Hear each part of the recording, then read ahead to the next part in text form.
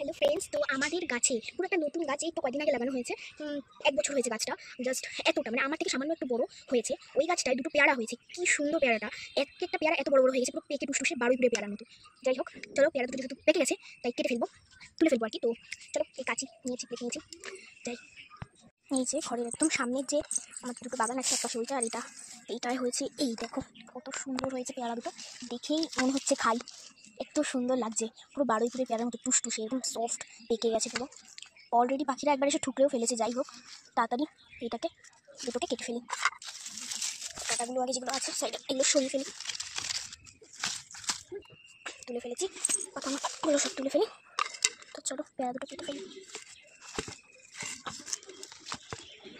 কি সুন্দর লাগছে পেয়ারা দুটো, মনে হচ্ছে এখনই খেয়ে নিই। পুরো টুসটুসে বারুইপুরের মতো পেয়ারা, এত সুন্দর লাগছে দেখতে, দারুণ লাগছে দারুণ।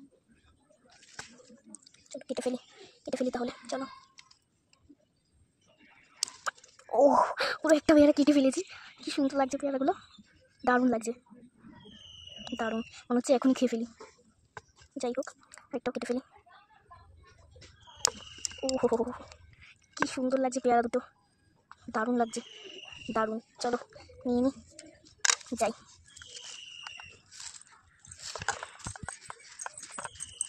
সুন্দর পেয়ারাগুলো পুরো আমার হাতের সাইজের, এক একটা পেয়ারা এত বড় বড়। তো দেখো পুরো বাড়ি পুরো পেয়ারার মতো, এটা পেকে গেছে। আর এটা আমি আর বেশি দিন রাখিনি, যদি পাখিতে খেয়ে নেয় তাই এরকম থাকতে খেয়ে নেবো। এটা প্রথমে এটা খেতে হবে কারণ এটা একটু পেকে এসেছে। তো চলো টাটা।